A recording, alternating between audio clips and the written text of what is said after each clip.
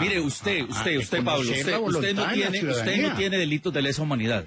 Usted no tiene delitos de lesa humanidad. ¿Por qué usted no es un candidato?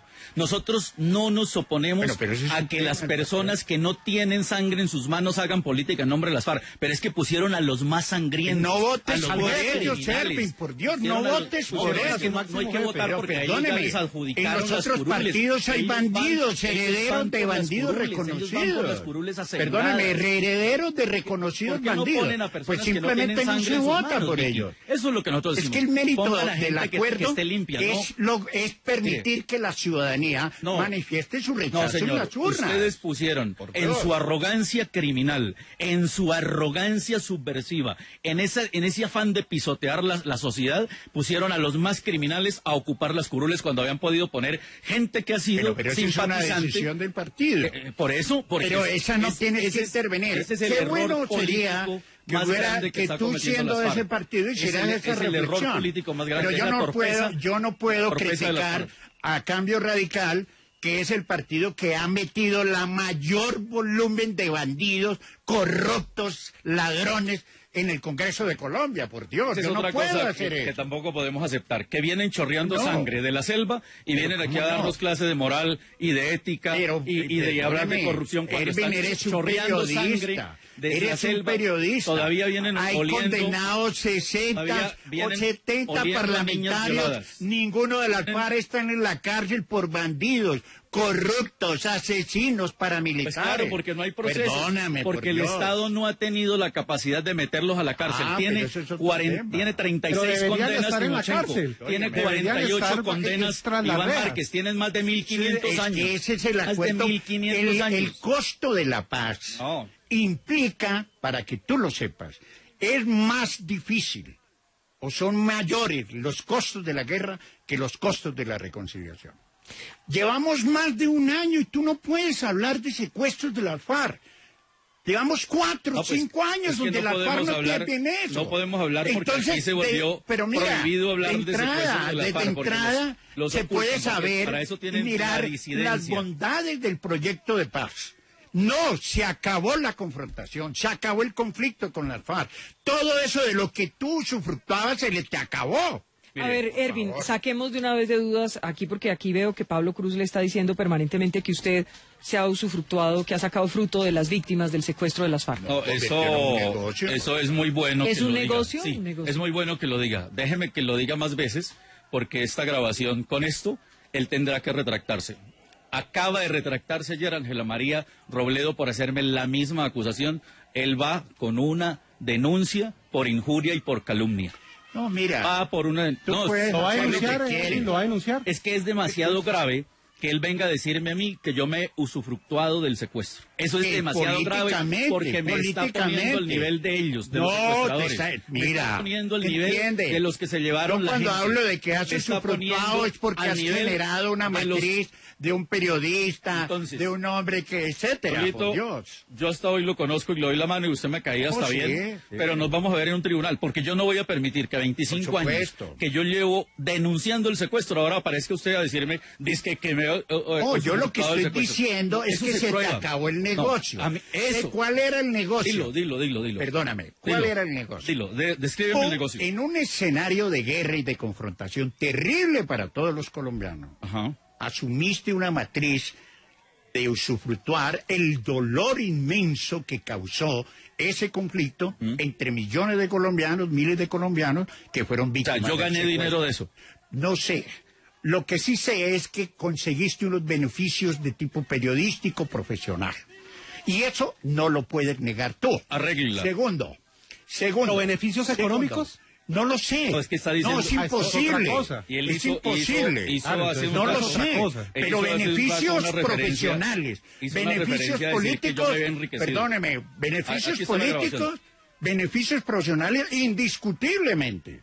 Mire, una ventana de 25 años, ¿cómo vas a negar tú que no es beneficiosa? Quisiera que volviéramos... Económicamente no tengo ni idea. Quisiera que volviéramos a nuestro tema. Ya pasamos por el tema de Ervin, que me pareció importante que se quedara... Oye, es valioso, Vicky, para mí claro decirlo. Y si me lo permite un minuto. A ver. Cuando a mí me secuestraron las FARC y me rescata el ejército, en esta cadena donde he estado, lo primero que hicimos fue cambiar mi contrato. Y yo dije, yo no quiero ganar por ese programa. Y creamos un voluntariado. Ese programa no nos significa a nadie una moneda, porque se creó un voluntariado justamente porque yo consideré que era absolutamente valioso no tener ninguna compensación por ese trabajo. Bueno, volvamos al tema que nos trae acá. Y es, volvamos al tema profundo, y es, ¿no hubiese sido mejor que cuando ya las FARC hubieran salido con sus candidatos a sus giras, ya lo de la justicia hubiese estado resuelto, Pablo? Sí, pero mira, te olvidas de una cosa, Vicky y oyentes, es que el Congreso retrasó hasta el máximo el desarrollo y la creación del sistema de justicia de paz. No le podemos achacar ahora a las FARC que en el Congreso el señor, por ejemplo, el representante Rodrigo Lara, engavetara durante 2 meses el proyecto de la JEP en la Cámara de Representantes. ¿Fue las FARC las que se opuso a eso? No, fue el sistema, los políticos, los adversarios de la paz. El Centro Democrático se opuso hasta el último minuto, saboteó hasta donde pudo el trámite de la JEP. Entonces, Vicky, por Dios, ¿cómo pedirle a las FARC que se haya sometido antes a la JEP, antes de ser candidatos, cuando los enemigos del proceso de la paz, como el señor Ervin Hoyos, se oponían a la JEP? Pues que no hubiera sido candidato, que hubiera esperado. Bueno, pero eso es tu deseo. Eso es tu deseo. Ellos, si el Congreso hubiese cumplido su papel de implementar los acuerdos y tempranamente, como era la expectativa, hubiera creado y desarrollado la JEP, se hubiera podido ejecutar eso. Y en ese caso, Timochenko hubiese sido... no tiene nada que ver con eso. Y en ese caso, Timochenko hubiese podido ser candidato. Digamos, no se supone que en la JEP... No, en el sistema de la JEP... Los delitos de lesa humanidad. Hay este escenario. Primero, es una justicia transnacional, no vengativa como la que pide él, con todo su derecho. O sea, la justicia que no van a la cárcel por todos los crímenes, esa es la que ellos quieren. Esa fue la que construyeron en la FARC. En el mundo moderno. Esa fue la que construyeron en la FARC. El izquierdismo lo metieron en la justicia y no van a la cárcel. Esa modalidad de penas. Pero eso exige unos comportamientos y unos compromisos. Y a eso se comprometió la insurgencia de las FARC. ¿Cuáles son esos compromisos? Primero, resarcir a las víctimas. ¿Y ya hicieron ese resarcimiento de las víctimas? Segundo, decir la verdad. ¿Y ya han dicho la verdad? Perdóneme, ese componente fue lo que obstaculizó en el Congreso que se implementara la JEP oportunamente. ¡Ah! ¡Terror, pánico! Que Colombia conozca la verdad de lo que fue el conflicto. Para que todo Colombia descubra por primera vez y de manera clara y precisa quiénes son los autores de las peores masacres y violaciones contra los colombianos. Sí, las FARC cometieron errores gravísimos. Muchísimos errores, no, pero más el Estado, crímenes, masacres, más los particulares. Crímenes, masacres. Y por eso los señores de Cambio Radical lograron, con el uribismo, sacar la comparecencia de los terceros a la JEP. Pero retomemos, Vic. En ese compromiso de la JEP está decir toda la verdad. Quien no la diga podrá asumir penas hasta más de 20 años de cárcel. Y por supuesto, usted condenado a 20 años de cárcel no podrá ser parlamentario. Mire, Vicky, Pablo Cruz... No podrá ir al Congreso. A ver, escuchemos a Ervin Hoyos. Pablo Cruz está mintiendo y así ha mentido, así han mentido las FARC y así mintió el gobierno. Ellos no están obligados a confesar, eso es falso. Están obligados a reconocer, que es distinto.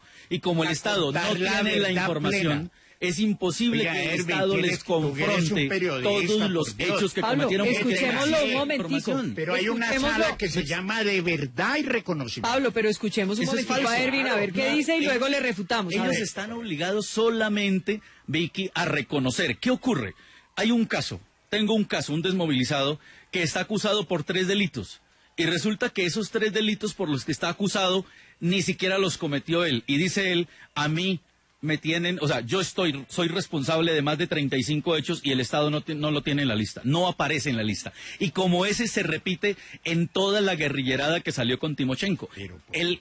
La justicia no tiene la información de toda esa casuística que ocurrió y ellos le apostaron a eso. Por eso, en la JEP, quedó que ellos no van a contar la verdad. No, ellos no van a contar, solo van a reconocer. Solo van a reconocer. Es más, lo pueden reconocer, Vicky, hasta por una carta.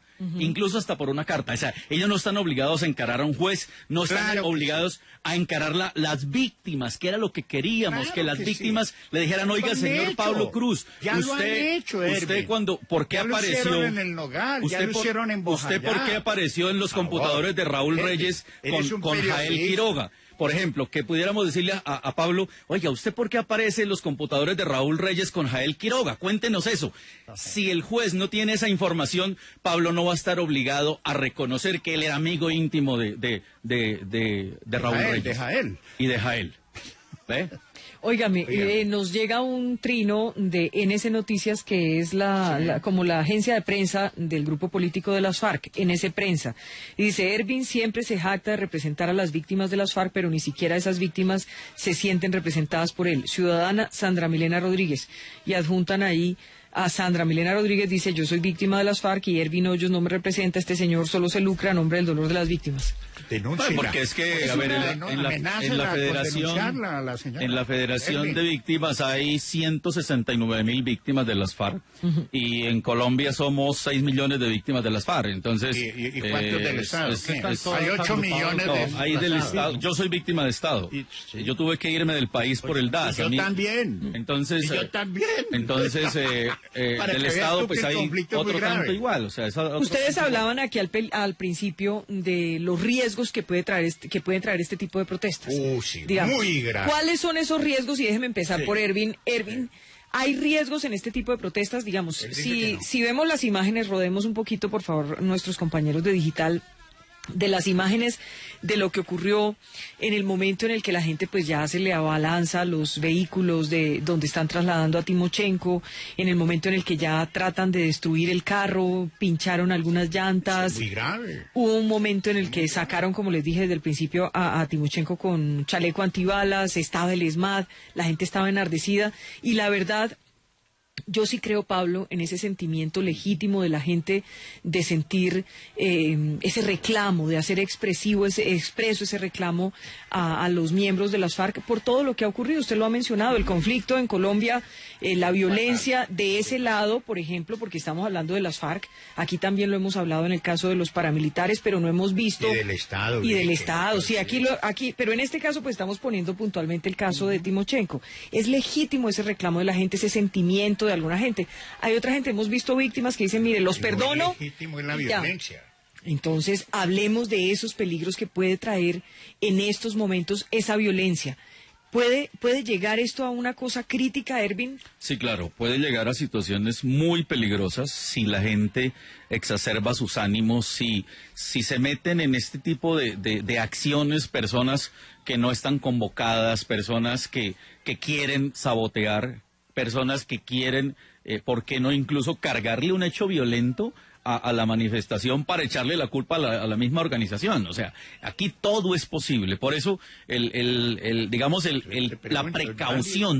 precaución que hay que tener es muy estricta en estas movilizaciones. La gente que va es gente mayor, es gente que va con sus pancartas, que va con sus pitos, que no se abalancen sobre los vehículos. O sea, va muy coordinado.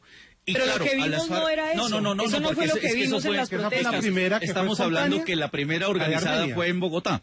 Fue la de hoy en Bogotá, que justamente está aquí en el Consejo Nacional Electoral. Y ahí está la gente, tanto que el magistrado aceptó que víctimas de Rosa Blanca fueran y estuvieran en la audiencia, porque todo está muy organizado. Las que surgieron espontáneamente en Medellín, en Armenia y en Pereira, surgieron de manera espontánea y causaron destrozos. Y yo decía, no tienen que dañar, ¿cómo van a dañar una camioneta? Que esa es del Estado, esa la pagamos con nuestros impuestos. Que el bandido se movilice ahí, la camioneta no tiene la culpa. Eso no debe ocurrir, eso hay que rechazarlo. Pero no pueden, así como dicen allá en las FARC, no pueden ellos venir a criminalizar la protesta social. Ese es uno de los principales principios de las FARC. Pablo, ¿cuáles son los peligros de que se salga de madre una protesta de estas? Hablar en Colombia de violencia política es una tragedia, pues.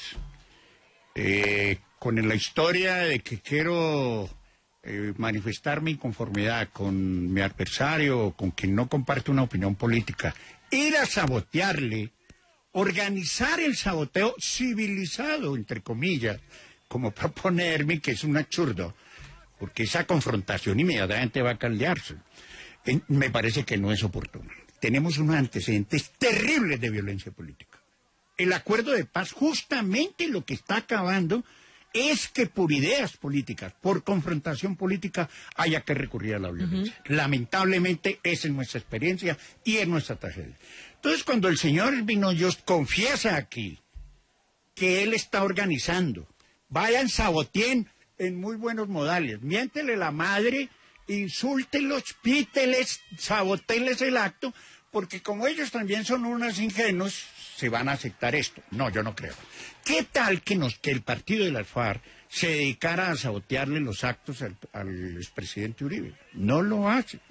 ¿Qué tal que las FARC se dedicara a sabotearle los actos al señor Vargas Lleras? No lo hace. ¿Qué tal que las FARC vaya a sabotear los actos de Marta Lucía o de Ordóñez? No lo hace, porque hay un respeto. ¿Sabe cómo lo hace el partido de las FARC?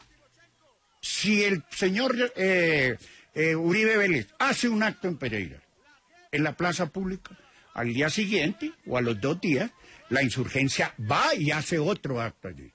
Para que sean los ciudadanos los que decidan en su condición de ciudadanos, sin sentirse amenazados, ni agredidos, ni asediados. ¿Se ha sentido amenazado Timochenko con esto? ¿Se sintió amenazado? No sé, yo lo que sé... ¿Ha hablado con él? Lo que sé, no, porque está por fuera. Yo lo que sé es que esos actos son riesgosos y crean un ambiente de intolerancia política. Eso empieza así, pero no sabemos cómo.